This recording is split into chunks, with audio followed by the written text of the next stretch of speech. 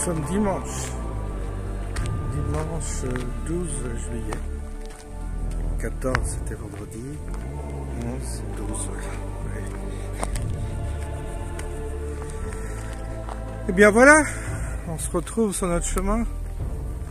Il y a un monsieur avec sa dame qui est venu sur ce chemin, qui a retrouvé le chemin.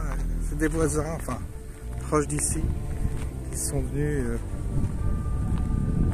avec leur voiture et puis leur chien, et du coup on s'est croisés. Ils ont dit bah, peut-être qu'on va le croiser sur son chemin, bah, ça n'a pas manqué.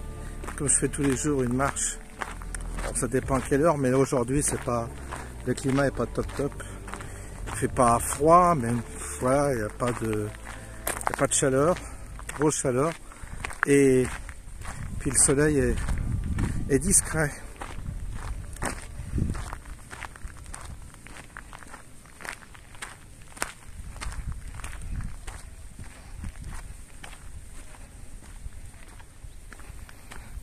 Alors j'ai vu que Philippot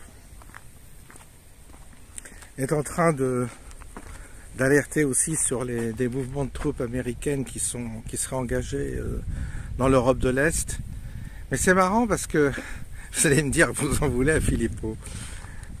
Enfin le paradoxe c'est que ces informations sont de bonne qualité, mais chaque fois il part, il fait la promotion, mais lourdingue quoi, une promotion lourdingue de son parti. Il veut qu'on adhère, donation. J'ai l'impression qu'il surfe sur des choses graves afin d'adhérer, afin d'obtenir des adhésions. Et il y a un contraste qui est drôle, quoi. J'ai vu alors les commentaires, quand même, là ça y est, il y a des gens, ils sont allés à la manif, ils en ont marre d'entendre du Patrick Juvet. On parle de 3e guerre mondiale, puis le mec il te passe du Patrick Juvet. Je sais plus la chanson de Patrick Juvet, là. Enfin, on est un peu tous déconcertés avec Philippot. Les gens sérieux, je parle, les gens qui n'ont pas de la merde dans les yeux, qui regardent quand même, qui ont quand même un peu de discernement. Ils disent mais le gamin il fait bien son taf, mais quand même il pourrait avoir adopté un ton plus grave, puis passer 10 minutes à chaque vidéo, faire avec sa petite carte à la main là, oui, parti des patriotes, on est les résistants, on est un truc comique qui casse la gravité de la situation. Je sais pas s'il y a une 3e guerre mondiale et puis qu'on voit la promotion de vidéos, la promotion du parti les patriotes de Philippot, on se dira ah ouais, il y avait même quelque chose de presque de pathétique dans le cirque dans lequel on est.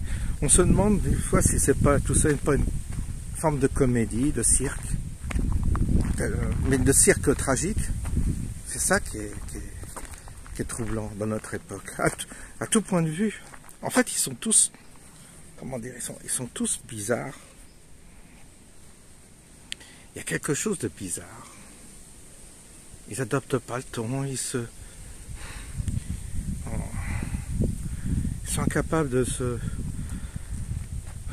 rencontrer, d'organiser des réunions entre partis politiques, ou je sais pas, entre souverainistes, tout ça. Ils sont capables de s'entendre, de se rencontrer par rapport à un truc qui les dépasse complètement, c'est la 3e guerre mondiale.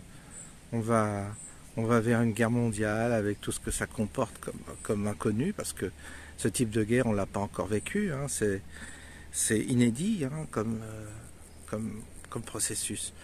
On sait très bien qu'il y a du conventionnel, on se dit il y a peut-être du nucléaire, ensuite il y a les hackers, il y a tout ça, alors chacun y va de sa technique, sans savoir, qui sait. Qui aurait dit qu'il y aurait des guerres de tranchées comme en 14 en Ukraine? On les voit dans des tranchées comme dans la guerre de 14, même en 40 il n'y avait pas ce type de confrontation dans les tranchées. Les tranchées sont réapparues en 2023, on a des tranchées comme en 1914. Qui peut prévoir, qui peut prétendre, qui peut savoir? Bien malin, hein. bien malin. C'est toujours facile de jouer au malin, d'ailleurs, quand il y a pas de, quand on est en période de paix. Là, les fanfarons, les malins, ils planent. Mais après, quand on va avoir le coup près de la réalité qui va arriver, on va moins rire, je crois. Et je pense que Patrick Juvet, on va pas avoir envie de danser sur les musiques des années 80. Elle disait, la dame, partie, oh, elle dit, j'en ai marre des manifs de Philippot. La dernière fois, ils avaient bien Patrick Juvet à fond. Je sais plus ce qu'il chante comme chanson, vous allez me rappeler. Et puis elle me dit, on pouvait même pas discuter entre nous et tout, c'était infernal. Donc elle me dit, il n'y a plus personne qui vient aux manifs, enfin ils sont quelques centaines à venir encore, mais laborieusement, les Parisiens, puis ça leur fait une sortie. Puis ça leur donne bonne conscience certainement, parce que franchement il faut en vouloir hein, du Patrick Juvet. Quand vous manifestez pour la paix avec Patrick Juvet derrière, voyez le cirque, voyez un peu la décrédibilisation du truc. Ouais. Ce monde est bizarre, ce monde est bizarre. De toute façon, tout me semble bizarre. De plus en plus. Les relations humaines, les comportements, il y a quelque chose à chaque fois de bizarre, de pas naturel, de pas cohérent en fait.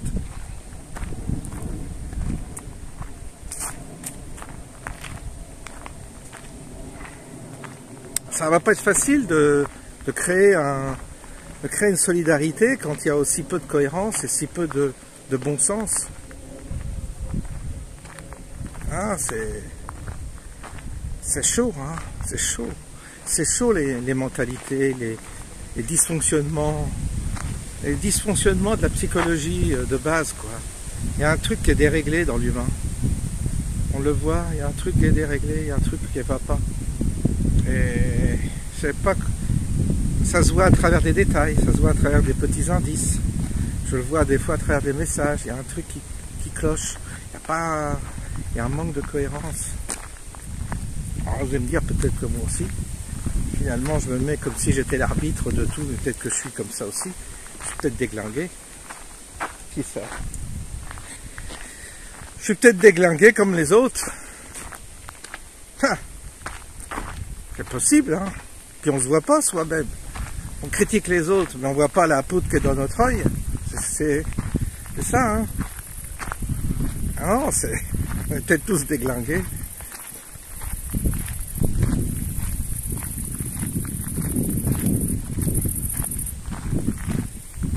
J'essaie de garder l'équilibre, j'essaie. Bon. J'essaie de filtrer mes relations, de pas partir dans tous les sens, d'être sélectif. J'essaie de voir à qui j'ai affaire, parce que il y a eu quelques expériences qui m'ont refroidi hein, au niveau des contacts. Donc je me suis dit piano, hein. On y va piano parce que il y a un gars qui est venu chez moi, il était médecin, il est venu chez moi, il m'a invité au restaurant avec sa compagne. Gars, t'es médecin capé et tout. Et puis là, il m'a inventé les vidéos, tout ça, paraissait normal, et puis d'un seul coup, plus de nouvelles, plus rien. Je l'ai invité, et puis plus rien, plus de nouvelles, et disparu de la circulation. J'ai téléphoné, laissé un message, je dis qu'est-ce qui vous arrive, rien, aucune nouvelle. S'il m'entend, j'aimerais avoir ces nouvelles, parce que je comprends pas. En plus, il m'a soigné pour le Covid, il m'a bien soigné. Je sais pas, peut-être qu'il y a un désaccord avec ma manière de voir, peut-être que c'est... Je sais pas, j'essaie de... Pourtant, le courant était bien passé, mais disparu de la circulation. Complètement. Je me dis, c'est curieux.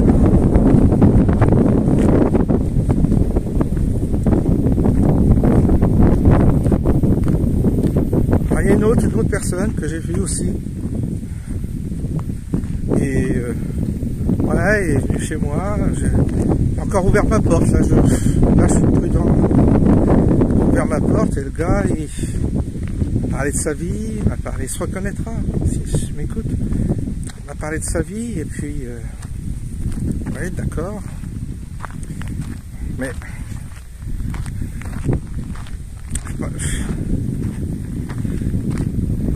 il s'est mis à avoir des propos sur les homosexuels, tout ça. Et je me suis dit, mais c'est pas le sujet, on n'est pas là pour... Ils se vantaient d'avoir des propos homophobes, voilà. Il y a un gros problème avec ça, et c'est devenu son sujet. Voilà, moi j'ai pas compris. J'ai pas compris que ça... C'est son problème, quoi. Je dirais, il y a d'autres chats à fouetter. Il ne faut pas confondre le wokisme. Le wokisme n'a rien à voir. Tout ce qui est transgenre, tout ça n'a rien à voir. Je vais expliquer. Je vais dire, tu sais, dans le parti Philippot, il est homosexuel. Dupont-Aignan est homosexuel. Asselineau, il est homosexuel. Il y a beaucoup d'homosexuels. Chez Marine Le Pen, il y en a plein. Je veux dire, il y a beaucoup de patriotes, de gens conscients qui sont en orientation sexuelle de ce type-là, qui sont pas, évidemment, qui n'ont pas comment dire, qui n'ont pas le profil des hétéros, mais il y a toujours eu des homosexuels dans la vie, dans le monde, toutes les civilisations. Et ça pose quoi? Ton problème, c'est quoi? Parce que il y a plein d'homosexuels qui sont à droite, qui sont religieux. Dans l'église, il y en a plein. Les moines aussi. C'est des catégories de population qui ont toujours existé, en minorité, mais ça a toujours eu lieu. Ils ont été plus ou moins intégrés en fonction des civilisations et des coutumes et des mœurs. Mais voilà, ils avaient leur place ou pas dans certaines sociétés. Mais le wokisme, tous ces mouvements-là n'ont rien à voir. Et ça crée comme une homophobie, du coup. Et c'est comme ça. Le gars, il s'est révélé comme moi, comme ça, avec ses propos. Bah, j'ai dit non. Non, j'ai dit non, je ne suis pas à regarder de relation avec vous, avec ce type d'intolérance, quoi. Non, ça je peux pas. En général, ça cache des frustrations, ça cache des trucs. Il n'y a pas de raison. J'ai tellement vu, vous savez, dans le travail, tout ça, tellement vu des comportements bizarres de gens de ce type-là qui étaient homophobes et qui en fait pratiquaient l'homosexualité en cachette, tout ça. Alors, vous savez, l'hypocrisie dans ce milieu-là, dans ce monde-là, merci. Alors franchement, non. Puis ça m'intéresse pas, c'est pas des sujets, comme ça sujets, vous savez, voilà, qu'on rencontre dans certains milieux, ça m'intéresse pas du tout. Ça m'intéresse pas. Les mecs, pour se vouloir viril, ils s'en prennent aux homos, mais c'est quoi ces gens-là? Pas du tout mon état d'esprit. Vous voyez, il y a des choses comme ça qu'il faut dire, il y a des choses comme ça qu'il faut préciser quand même. C'est pour ça, dans les milieux parfois de droite, tout ça, il y a aussi des gens fermés, des gens sectaires, c'est comme chez certains cathos, il y a aussi ce côté-là, des fois sectaire, des idées vraiment bizarres.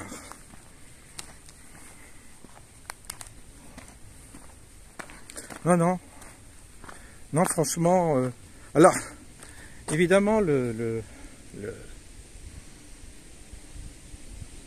monde est complexe aujourd'hui. Les gens, si vous voulez, sont pris dans des catégories et rejettent d'autres catégories.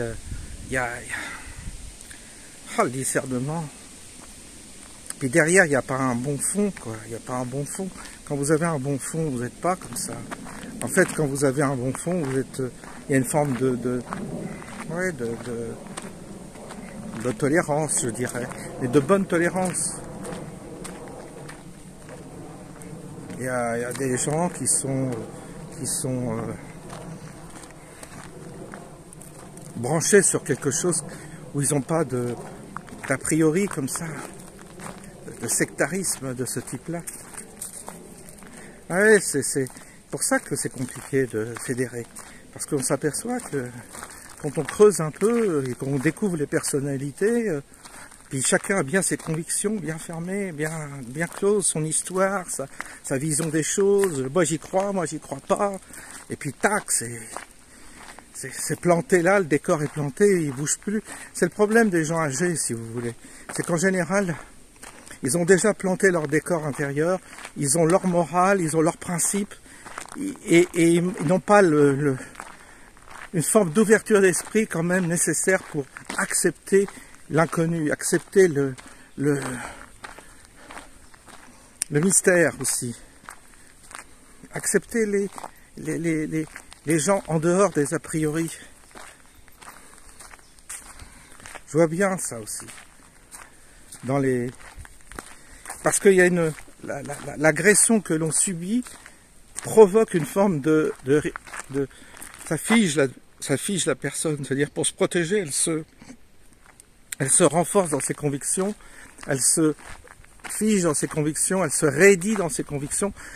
Et du coup, c'est comme si l'adversité figeait l'autre, figeait la personne, la rend. C'est comme les réactionnaires, vous savez, les réactionnaires, ils sont figés dans leurs convictions. Je vois des bourgeoisies, j'en ai déjà parlé, mais ces familles catho, tout ça, ils ont été tellement provoqués qu'ils se réfugient dans un carcan moral qui est faux, Ils perdent la qualité humaine de base, qui est une forme de tolérance. À partir du moment où vous avez votre propre identité, vous êtes en capacité de tolérer les autres. C'est l'agression qui vous fige. Donc c'est un peu... Il y a une telle agression aujourd'hui dans la société qu'en réalité ça provoque chez beaucoup de personnes une forme de rigidité intérieure. Et ça les bloque sur le plan spirituel parce qu'ils ne peuvent pas s'extraire d'un code qui se sont eux-mêmes inventés. Alors, quand vous avez la vocation ou quand vous avez la perspective de créer une solidarité, ces gens-là en sont exclus fatalement parce que vous rentrez jamais dans leur dogme, vous n'êtes jamais bien comme il faut. Il y a toujours un truc qui leur déplaît. C'est les castes, c'est le système de castes, c'est le système des gens qui sont enfermés dans leur culture. Mais ça, c'est vrai pour les gens très religieux ou qui sont enfermés dans leur culture religieuse ou dans leur carcan moralisateur. Donc c'est pour ça qu'il y a un tri à faire avant d'organiser ça ou de proposer ça. Il y a un tri à faire et ce tri-là, il se fait de lui-même. C'est pour ça que j'en parle là à l'occasion, comme ça. Je me dis, bah voyez, c'est pas... Voilà le type de propos auxquels je peux faire face. Bah, quand c'est comme ça, je dis non, circuler, il n'y a rien à voir, ça ne m'intéresse pas. Il faut trouver absolument des gens qui ont une qualité d'âme supérieure pour pouvoir organiser cette solidarité. S'il n'y a pas la qualité d'âme, on ne peut rien faire. Moi, autant j'aime pas le progressisme, autant je dénonce le progressisme, mais autant je suis très vigilant par rapport aux gens qui sont réactionnaires, qui sont dans la droite dure, ou dans une droite. Je me méfie énormément parce qu'ils ont des propos parfois qui sont absolument également intolérables. Ils ont des comportements exclusifs, ils aiment se retrouver dans leur petite chapelle. Moi j'ai un peu fréquenté de loin ces gens-là, ils sont pas sympathiques. Hein. C'est pour ça que je me situe pas dans ce camp réactionnaire non plus. Je crois que je peux comprendre, je les comprends dans leur réaction face à ce qu'on appelle la décadence, le côté décadent de la société. Oui, ça effectivement, je souscris et je reconnais qu'ils ont raison de dénoncer cette décadence. Mais en même temps, quand je les fréquente et quand je suis avec eux, je suis pas à ma place. Je vois, ils ont leur éducation, ils ont leurs principes, leurs enfants, tout ça. Il y a un truc qui me déplaît chez les bourgeois de droite. Il y a un truc que ça colle pas. En tous les cas, je suis pas du tout bien avec eux, du tout. Vous voyez, hein, comme quoi. Non, je suis pas bien avec eux.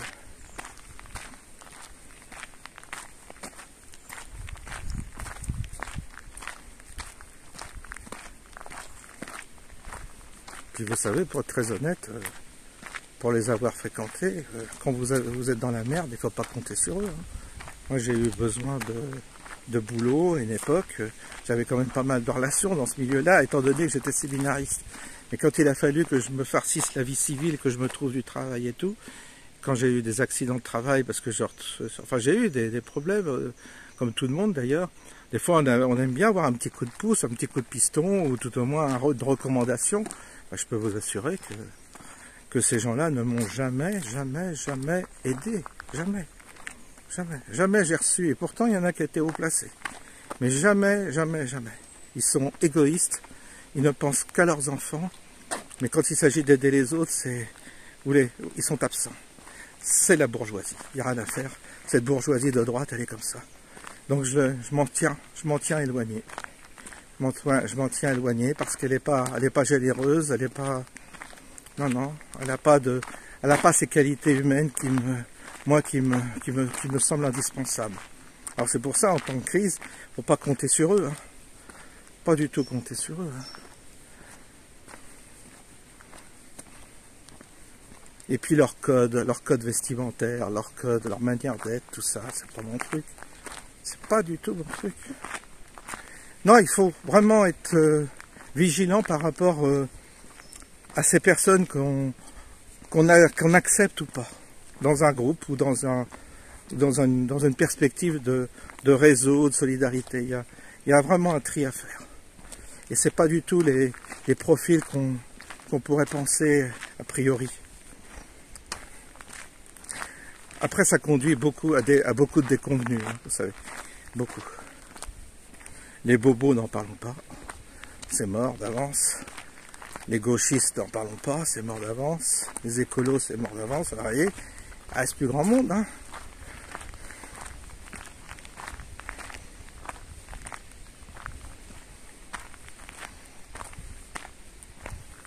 Non, c'est un tri très sélectif qu'il faut faire pour organiser un cercle, un réseau.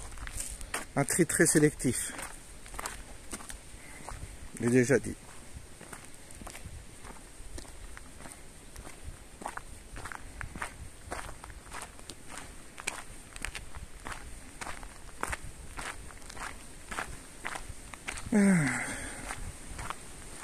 Pour ça, il faut que je précise bien les choses. Ça sert aussi à ça, les vidéos, bien précisées, qu'il n'y ait pas de malentendus.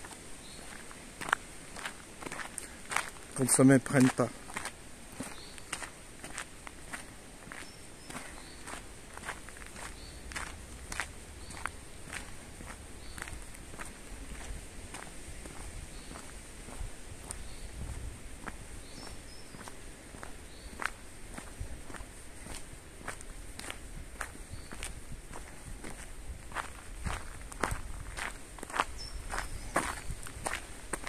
Peut-être qu'il y a quelque chose qui me sauve, c'est que je ne suis pas nostalgique.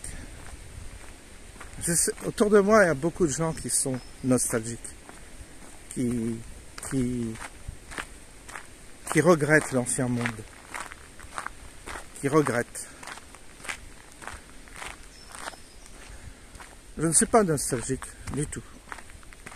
Je n'ai pas de nostalgie, non. Non. Je savais que j'ai toujours senti, si vous voulez, que le verre était dans le fruit dès le départ. Alors évidemment, ça se voyait pas. On y mettait les formes. La vie était plus douce, plus agréable, d'une certaine manière. Ça dépend pour qui d'ailleurs. Pas si évident que ça. Mais le verre était dans le fruit. L'état d'esprit n'était pas bon, n'a jamais été bon. Moi, j'ai pas connu d'époque, je dirais, vraiment heureuse. Non. Vous savez, quand j'ai commencé, quand je me suis retrouvé à l'école, tout ça, j'ai pas aimé le milieu scolaire. Les professeurs, les instituteurs, j'ai jamais senti ces gens-là, jamais. J'ai rencontré très peu de personnes dans l'éducation nationale que j'estimais. J'ai jamais aimé ces gens-là. même dans l'ancien système. Et puis la discipline telle qu'elle était pratiquée, le système scolaire par lui-même, non, je peux pas dire, j'étais pas bien dans ce système scolaire. Donc j'ai pas un regret de ce monde-là. J'ai pas un regret. La preuve, c'est qu'à l'époque, je voulais déjà en sortir en rentrant au séminaire. Mais quand je suis rentré au séminaire, j'ai vu que c'était pire. J'ai cru que j'allais rencontrer une fraternité, que j'allais rencontrer des gens qui sentaient les choses comme moi, qui s'intéressaient à la spiritualité, surtout qui avaient une quête existentielle et qui posaient des bonnes questions. En fait, je suis tombé sur des gens qui se réfugiaient, pour beaucoup. Ils n'y croyaient même pas, je crois. Beaucoup se réfugiaient, beaucoup aussi par rapport à leur orientation sexuelle aussi, parce qu'il y avait beaucoup de bourgeois qui ne pouvaient pas assumer leur homosexualité et rentrer dans l'église pour avoir un statut qui les protège et puisse passer, quoi. J'ai vu ça aussi dans l'église. Alors vous voyez l'hypocrisie, vous voyez le drame que ça pose. Et puis l'église m'a révélé tellement un esprit tellement sournois, beaucoup de jalousie, beaucoup d'hypocrisie, que je n'ai aucune nostalgie de ce monde-là, de ce milieu-là.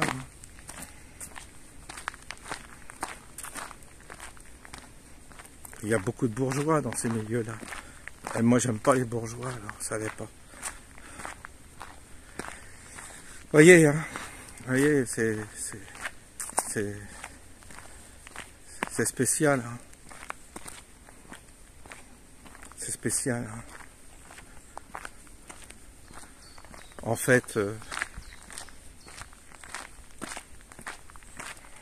si ce monde-là avait été, si ce monde réactionnaire, catholique, tout ça, s'était bien comporté, avait été dans le juste, ils n'auraient pas été balayés par la gauche, par les 68 par les bobos gauchistes, tout ça, comme ils ont été balayés. C'est que, en fait, ils étaient dans la représentation, mais ils n'étaient pas dedans. C'était tout faux.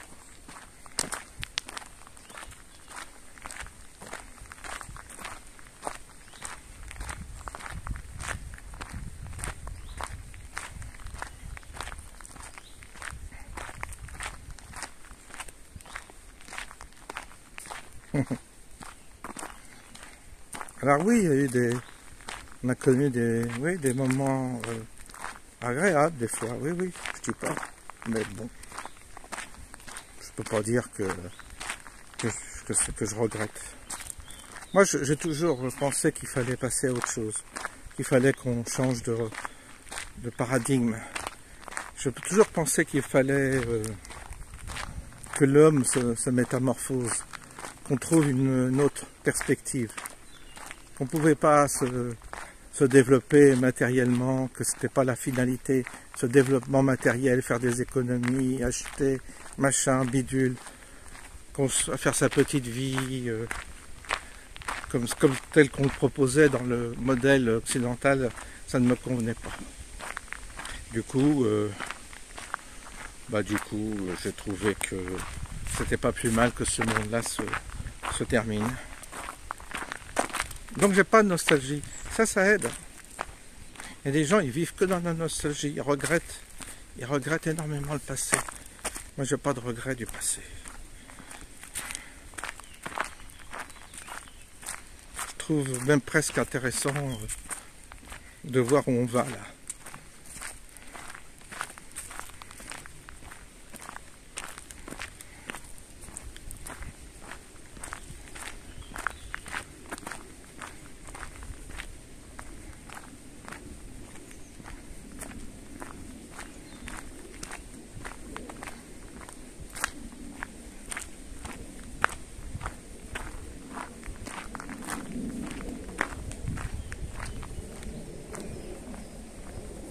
Non, il faut que l'homme ouvre un nouveau chapitre, Il faut que l'homme sorte de sa condition et ouvre un nouveau chapitre.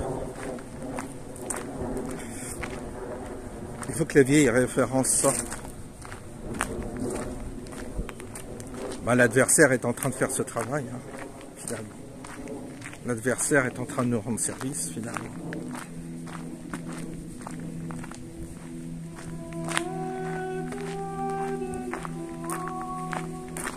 Ça y est, un peu de soleil.